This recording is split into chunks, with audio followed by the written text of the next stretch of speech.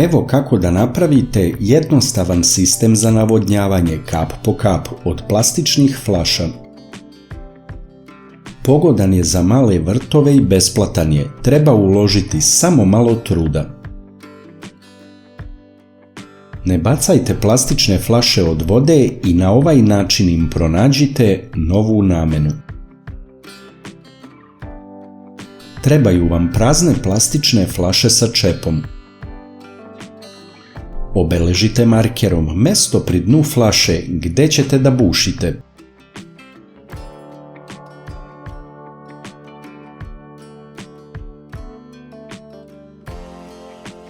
Za bušenje plastike je najpogodnija zagrejana lemilica. Lako se probuši rupa. Isto ovo uradite sa ostalim flašama, koliko vam bude potrebno. Ovaj sistem je pogodan za navodnjavanje jagoda, paradajza, paprike i slično. Računajte da za svaku posađenu biljku treba jedna flaša. Pomoću levka u flašu sipajte vodu. Primetit ćete da voda brzo otiče kroz rupu, ali kada zatvorite čep na flaši, voda usporava i teče kap po kap. Dakle, da ponovimo, nalijte vodu u flašu i kada je čep odvrnut kroz rupu ide jak mlaz vode, a kada se čep zavrne, mlaz staje i počinje da kapa. Jednostavno je.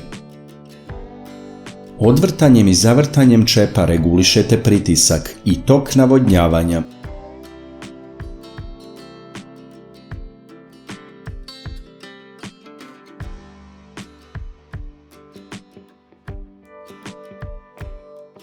Flaše ukopajte u zemlju tako da 1/4 ili 1/3 flaše bude u zemlji.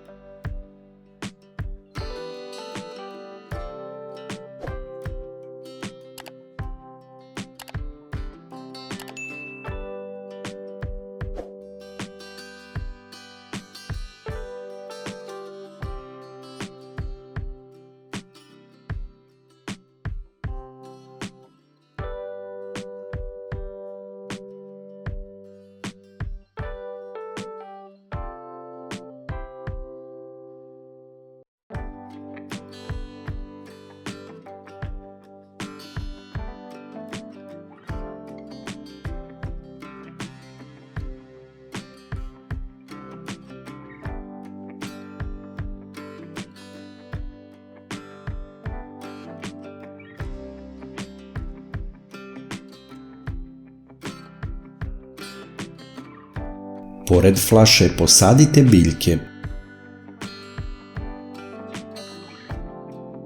Mi smo se odlučili za jagode.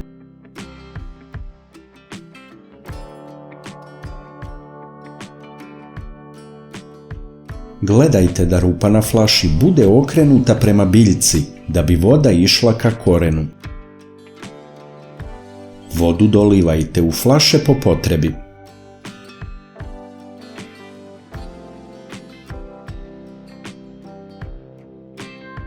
Uvek treba da razmišljamo ekološki. Jednom kada vam plastične flaše više ne budu trebale, pokupite ih sa zemlje i odložite u kontejner za reciklažu plastike.